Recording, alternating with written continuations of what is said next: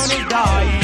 Whoa, hey. I've never heard a sound play so heavy and so clear. Little stand it's not your time to play. Hey, another one. Wanna listen? Son boy, look out the sound.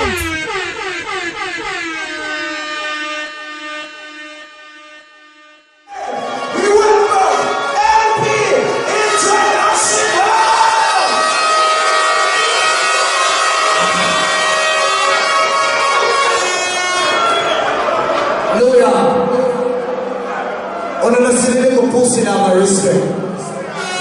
If not you say big up Father God, if not you say big up New York, Brooklyn, 50s, 40s, Queens, man in the farm.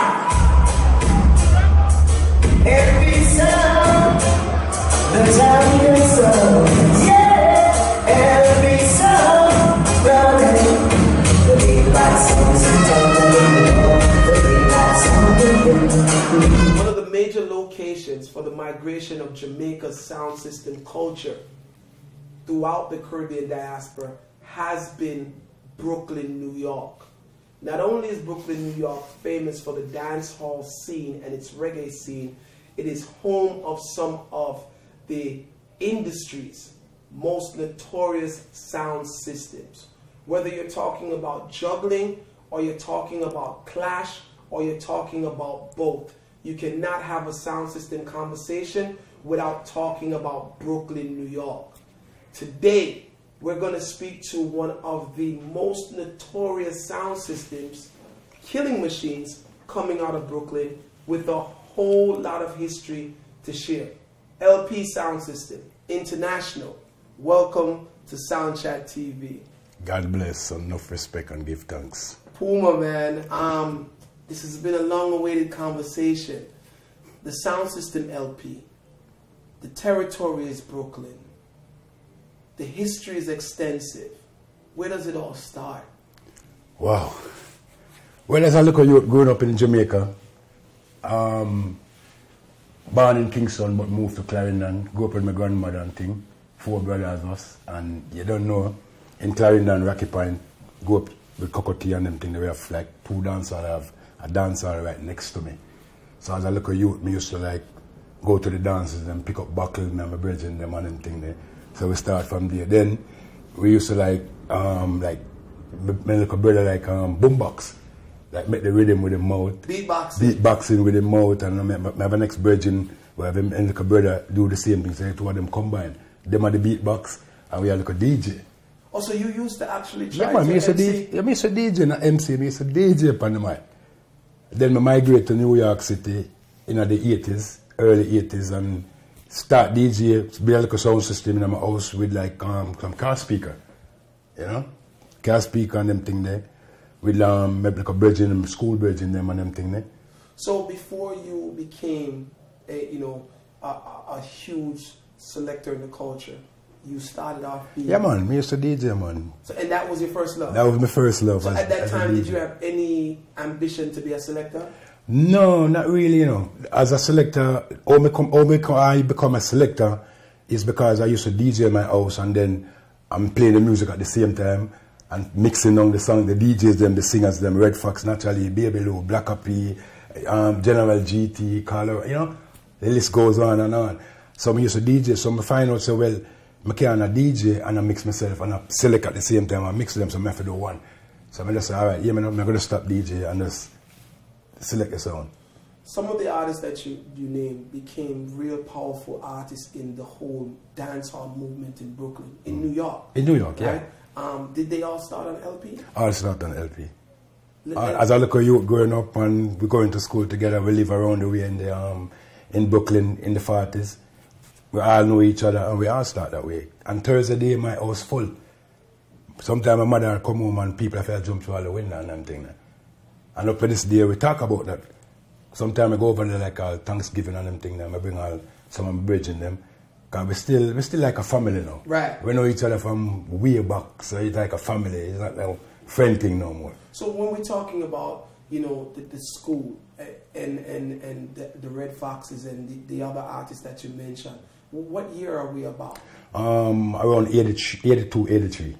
and this is when you just started to gather. Yeah. Were you LP at the time, or were you just a bunch of friends? LP. When I start, it was like me and my neighbor next door, a guy named Leslie, next door. Him come from Guyana.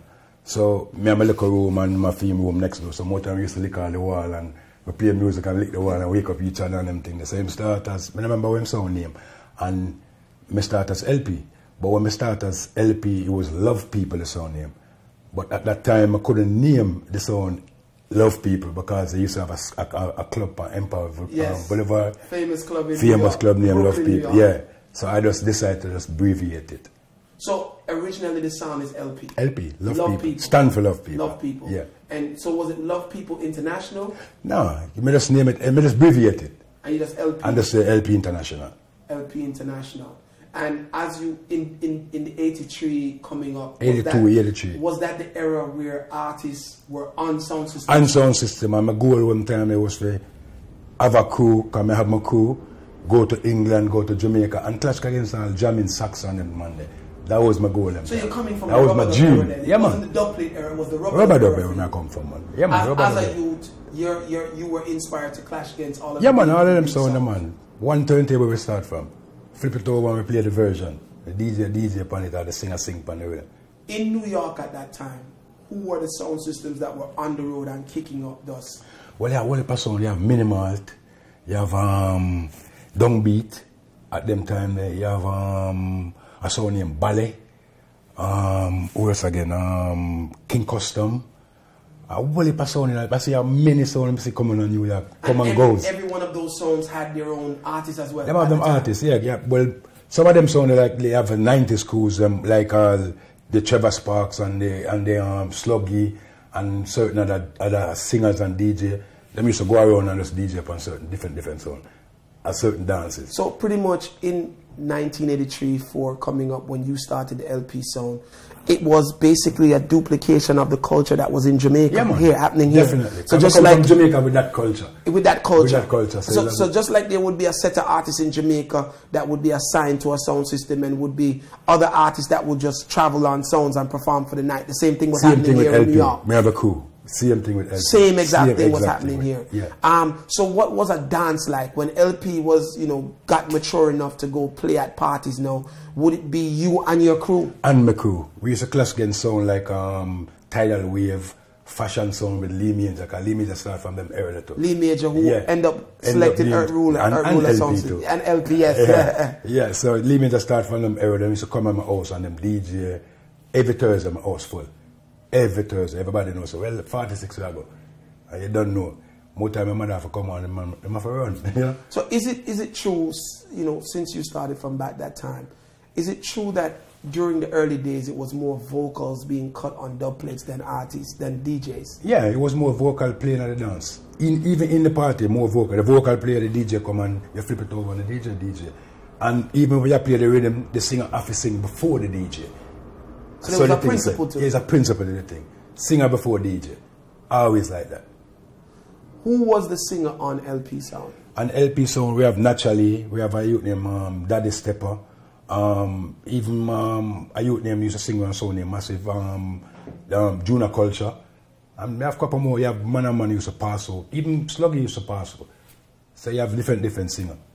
When you were cutting dub plates at the time, were you hung up on cutting DJs, or was it mostly singers? Mostly singer, like I remember a singer named Daddy Kirky on the sound too. So it's mostly singer me used to cut on them thing there.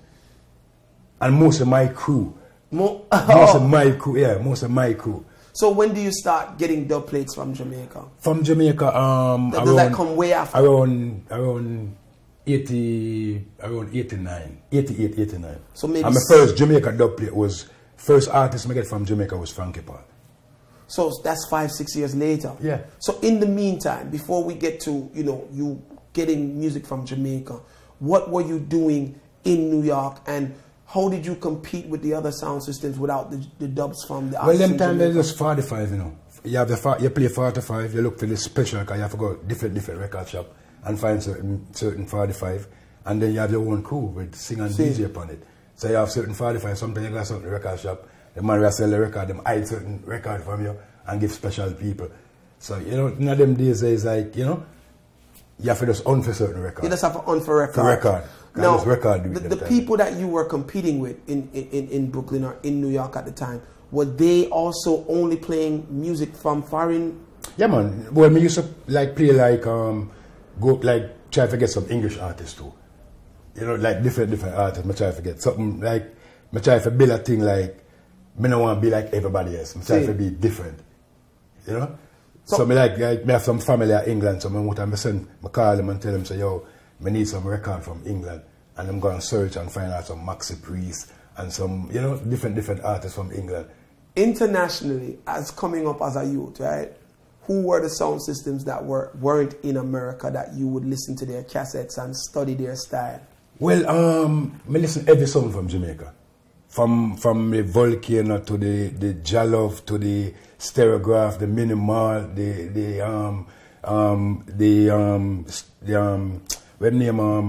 King Jammins. I can't get Wadat. I can name some songs from people they even know. What a sound, man. And at that time, was that kind of like a learning process? It's a learning process for me. Saxon sound. I used to go deliver paper and I listen with my Walkman. I walk on the road, I listen, deliver my paper, jack them off, and I listen to my Saxon. I listen to my jammings with Major Voice and Admiral Bailey, and you know. What makes you decide, because you said it took you about 5 years or so to start importing music from Jamaica, dub plates that is, what made you get to that point? Well, the dub plate thing, in them days, it was like special. You get an artist and the artist do a thing for you and he might do it for like everybody in them days. But growing up, me used to hear like certain sound system play certain tune on dub plate. So I say I would love to have, certain Jamaican artists too.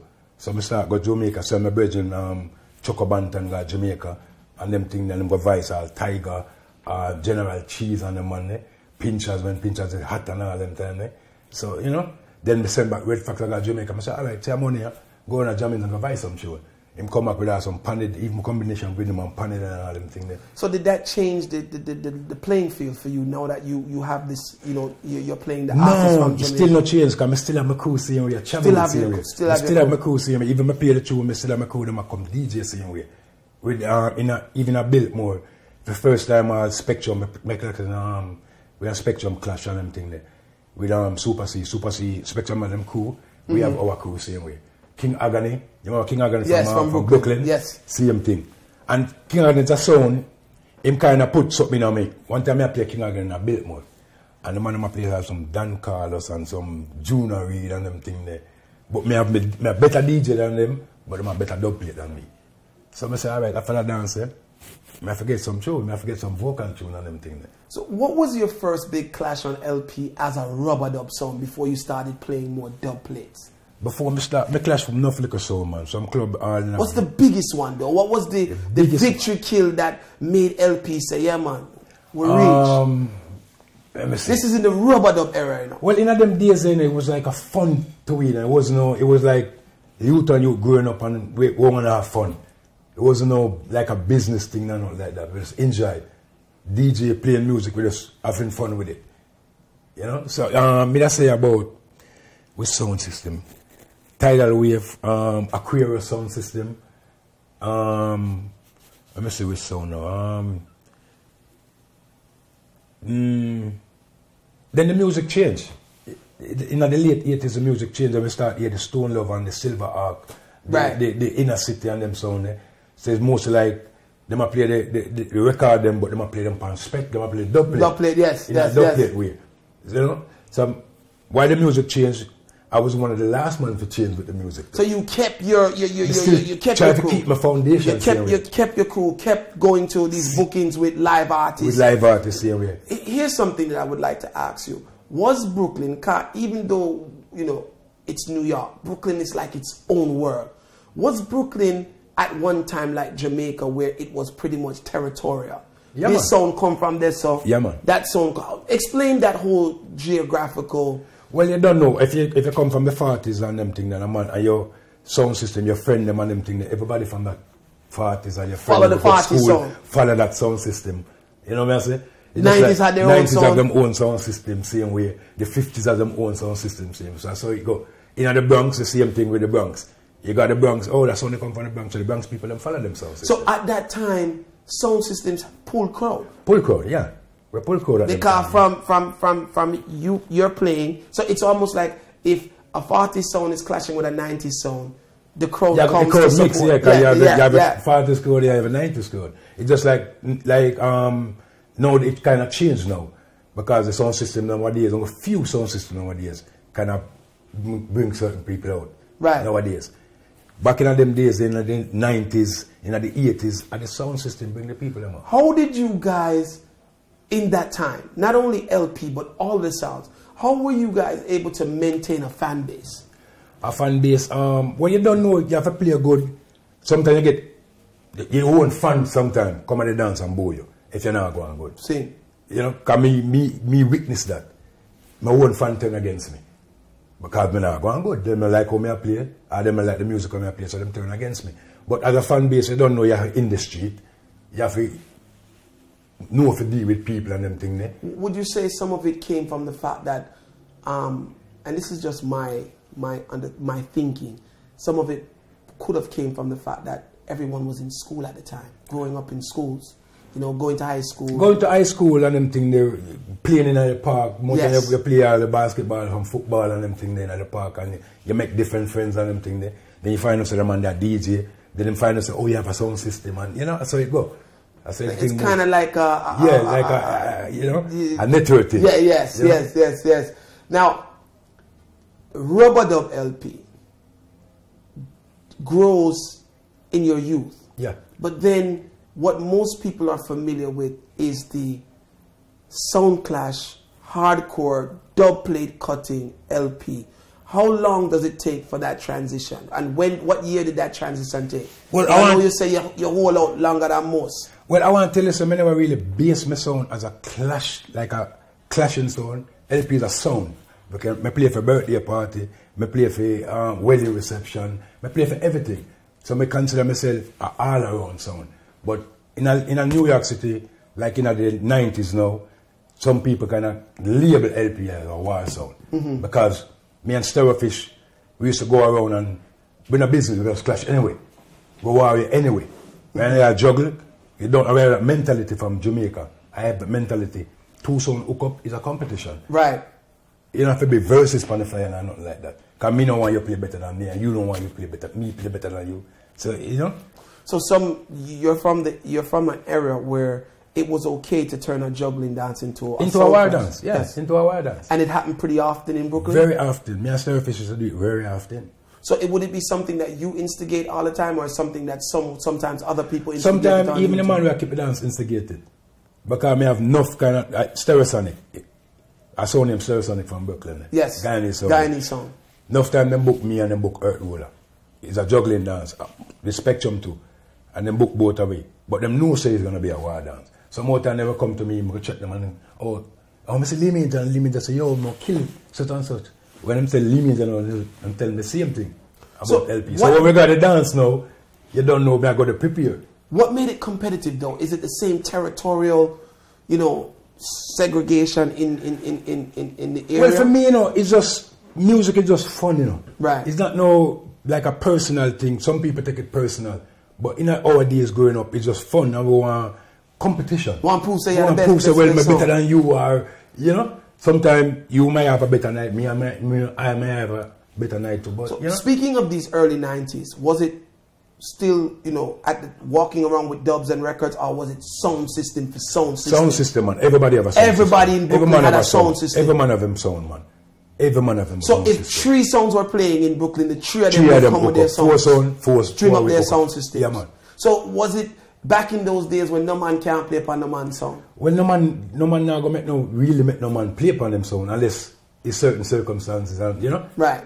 But because even when the war broke, you want to play your sound. No man don't want to get killed upon them one sound. Yeah. So juggling dances at one time, early 90s, it was very often that they would turn into competitive clashes. Even at the end of the dance, some little road might show and a man might, you know. We're in the early 90s now. Who are the big sounds in the community of Brooklyn? In the early 90s. Well, in the early 90s, like around, let's say, early night, you have both juggling and clash. Juggling and clash. Yes. Who are the big sounds? Because at one time the clash sound them used to juggle too, and the juggle sound them used to clash. We have two different categories in the 90s. It's like you have the A category and the B category. Yeah, see, you have downbeat, where you should like bring artists from Jamaica and them live, you know. Then you have ballet, the sound named ballet. Then you have Addies. You have King Custom, you know. So them consider themselves at the bigger song, and they used to bring certain artists and way from Jamaica and them thing. Then you have the juggling sound them now, and they look at one sound like me, Spectrum, the Thunderbolt, the Stereosonic. Then when Earthruler them come out, then So Supreme them come out. You have let me see, Echo Force them, some little Indian youth them, Chant Storm. You have enough little song from the 90s. What part of the 90s becomes really competitive? Me just say around, it start from around 93, 94, 95. From about 96 it kinda, you know, it kinda switch. What changes that makes everything become so competitive? Well, 94 was a good year, because most of the artists from Jamaica, like they had the Bounty Killer, the Beanie Man, Buju Banton, the Spragga Benz, the Fisco Kid, most of them artists used to come to New York regular. And come on a Dan One studio, and you know, so we have enough access to them, can vice them. I will go to Jamaica, go vice them more time. If we have a clash with flag at Jamaica, go vice the artists them. Your first big clash as a dubplate sound system would have been who? I can't remember that, because we used to clash everybody. Major then. Major victory as a dubplate sound. Well, I clashed every sound in New York in the 90s, right? And the only sound that left for me for clash was King Addies. And when I clashed King Addies 94 in a Biltmore ballroom, that make LP kind of bust all over the world, because everybody was talking about that dance when I beat Addies 94. What was the strategy to get that clash? Because at one time I heard this big rumor that, and I don't know if it's a rumor, but I heard rumors that one of the reasons why you guys didn't clash is because Addies wouldn't take the clash with you right off. Was that true? No. You kind of had to work your way up to getting that? No. Well, in them days, I must say it was like an A category and a B category. Addies them consider themselves the biggest sound in New York. Right. Right? With downbeat and them sound. So they don't really want to clash some little sound, they more bring the sound in from Jamaica. So for Addies, you were in the B category, according to them? According to them. Yeah. Yeah. So them used to bring sound from Jamaica. More time them clash, I remember one time like about 91, them clash Black Scorpio in a Biltmore ballroom, and 2 weeks later, them lose the dance. 2 weeks later, them keep at the dance and then them win it. So that's how Addies used to do it. Them bring the sound in from yard and then clash them. And kind of separated themselves from the New York sound, songs, yeah. Right? So before you get to the, quote, A caliber, right? Who is pretty much in the B with you? Is it Spectrum? Spectrum, Stereosonic, Earthruler, So Supreme did them that try, them they was trying, them the let me see what else again, Techniques with Baby Wayne. Yes. Let me see what else again they did it. I go on good in them time. You have King Barker, sound from Bronx. Big sound. Did I go on? Which sound did I go on again from Queens? Which sound? Queens never really had no big sound like that. Yeah, Queens never really had no sound like that, you know? It was you, Starfish, heading the battlefield. At the time, LP's name was ringing. One of the reasons why is because, of course, the dubplate catalog. The next reason, Starfish. Like at that time, top of his game, MC skills. Was it ever a situation where you guys wanted to clash sound systems and they didn't want to clash because of the momentum of the song? In them days, everybody clashed. Everybody clashed. Everybody clashed. In them days, everybody clashed. Remember, the first time when I Addies in a clash and we go around and we check them and them get them deposit and thing. Because I give my brother the dance. I never me to keep the dance. I give my brother the dance. And them go around and them get the date and thing. And at that time, I think Addies and Earthruler was clashing at that time too. Before our dance. And Me did their dance, we got a couple of clash with Addies of and I see Babyface and I say, oh, LP, on the mic, oh, you better come back for the money and wait. Even the body girl, remember the body girl and Addies in a bit more? Yes. Even at the dance, they mention it, oh, come back for the money and wait. So they never cancel them, feel so well, I couldn't beat them at them time. Them feel so well, none look at New York sound. They were untouchable at that time. They never untouchable because no sound beat them from Jamaica. But not for the B class. In the US, yes. They felt that they were untouchable. Untouchable, yeah. Is this Addies before Mataran or after Mataran or during Mataran? It was before Mataran, then Mataran joined the sound and company the sound. So Mataran was there. It was Mataran and Babyface. At them time. At that time. It was Mataran and Babyface. Before the Babyface Addies challenge, did you have to clash the Earth Rulers, the Soul Supreme, and the Top? I clashed on Mataran before Mataran even joined Addies. What song was he playing at the time? He used to play a song in a Poughkeepsie named Stingray. Yes. Go to Poughkeepsie and clash Mataran. When I say Mataran I play, I go get Cooper and Addies and I say, yes, Addies get a bad MC because they clash Mataran at Poughkeepsie. And him go on wicked, him not tune to play with, but MC wise, them go on wicked. You know what I say?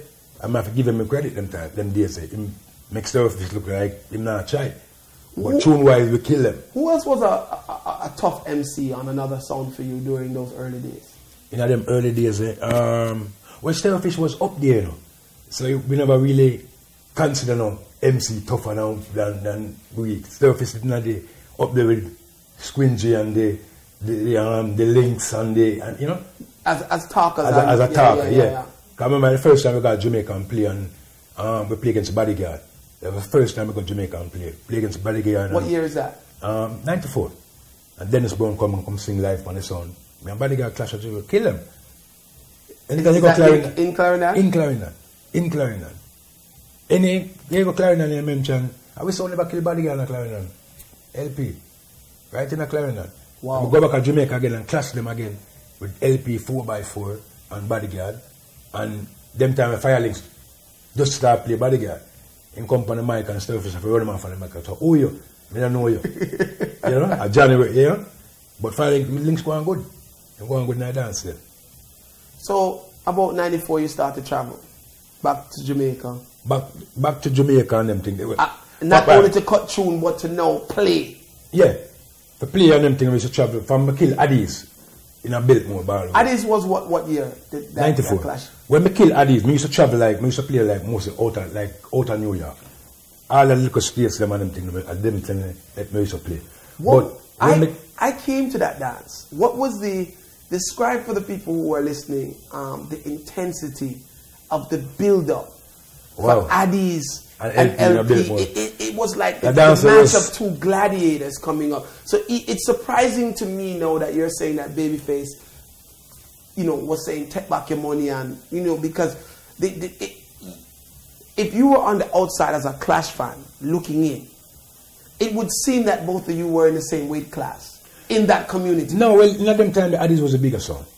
But in them days the LP was a song where everybody would come, we want everybody. Right. See, so in them days the people them want to see LP and Addies clash. So the dance was like a history dance. When the two songs hook up in a Biltmore ballroom, I never see this yet. That's when the dance warm up. The dance full. Everybody buy them ticket for coming to the dance and watch the sound them hook up on them thing. People couldn't believe it was actually happening. They couldn't believe. Early in the evening, we hook up the sound and the dance full, you know. I go to my house and beer and come back. When I go to my house and beer and come back, and I go there, I see the front of the door, pack. So somebody say, yo, Puma come and my bedroom go, you know. So the man, it's like a red sea, the man them party, and then close it back on the bedroom. He couldn't get in. Was that one of those dances that you said to yourself that, well, if I win that one, I'm gone? Well, I'm confident, you know. I know I'm not going to win the dance. Because I'm over-prepare for the dance, the Addies dance. I'm going to use DJ tune of vocal me use and kill Addies in a 94. Some vocal tune. Where them time the Addies are playing Wolf, a Bounty Killer and the Bean, all the DJ tune them you can think of. I have DJ tune, yes, but I consider myself more vocal. What did you see as Addies' weakness They never have vocal. They never have no vocal vocal. Never have no vocal. They never play no vocal in them days. They play like 1 and 2 vocal there. Barrington Levy, couple Dennis Brown and you know them tune when they used to play. But in them days are mostly Bounty Killer and they, you know, and then Matterhorn kind of bring a different kind of, you know, eye to the sound. So mostly Bounty and them thing there. And I dance a Babyface 1 time dance, 2 times. Wow. Matterhorn play the song 1 time by himself, 2 times by himself. The dance got very intense at a time because it was like, you don't say Addis and the losing team. Because them couldn't believe so we beat them. Yes. They couldn't believe so we beat them like that. And that, trust me, that dance was a dance that I can't forget. Because in them days it was beeper.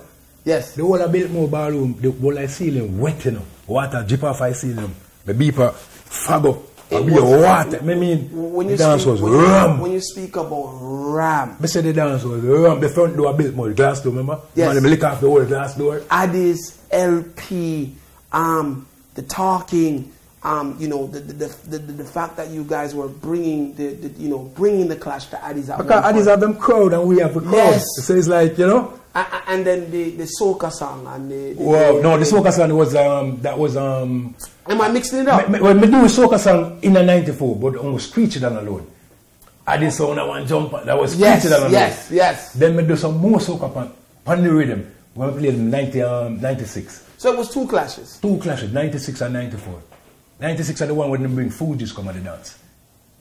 I was crack manner on Empire Boulevard. Whoa. That was a rematch. I'm mixing them up. Can we give them a rematch 95 and the dance is cancelled. So the first dance was in 94. 94. And you killed LP. Me kill Addis. And you killed Addis. Addis kills LP. What was the highlight of that dance? The first one? Yes, the first one. Yeah, man, that one, the dance, it was no excuse Addis could have find. Them say LP them pin them speaker box, which no man no spin no man. And this one was in Biltmore. That was in Biltmore. When right. they say pin them speaker box and the sound and chip out and way. Nobody no chip out them sound. And you're saying the Fugees came to that dance? No, Fugees came to the 196. So this one, the first one that you killed them in, was just dub plate, no artist, everything. Just straight dub plate speech. Yeah. Right? Screech It Done on a soca rhythm. On a soca rhythm. Which dance is the dance that you now revealed that Babyface comes from Trinidad? Is that the same dance? That's the same dance, 94. Yes, that was the one that I was at. That was the one. Yeah. Right? And it was like, at that time, it was like... Because in them days, we can use gimmicks. We can use, you know, and in them days, it's not about the top 10 tune. You got Jamaica and your voice, roll up a new tune, people want to hear them in them days. There was like, if I remember correctly, it's like you guys used like an intro. Yeah, man, we used like a lady's voice. Freddie made the intro. Yes. Freddie used to play the song. He made the intro.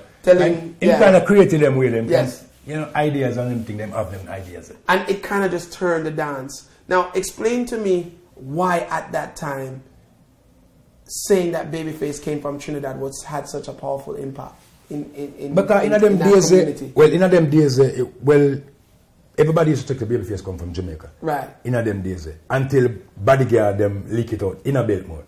When Bodyguard them leak it out in a Biltmore, everybody knows, well, alright, him come from Trinidad. But him still in a big up in Trinidad heritage. You know what I say? Him still a move like a yard man. And so Bodyguard threw the first blow. Bodyguard, yeah. Bodyguard, and then you guys picked it up and nailed in the coffin. Yeah.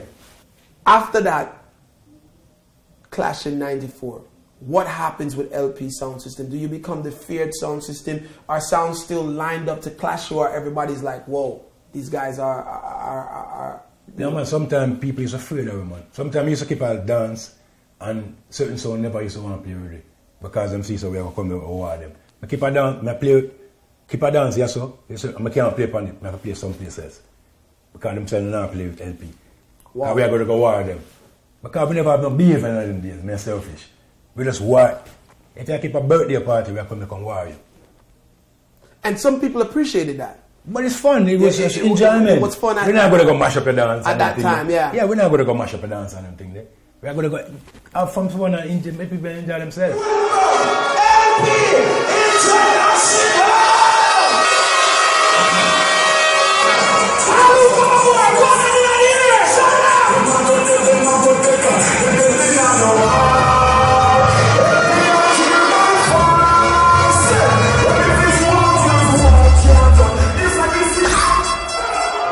Ring the alarm.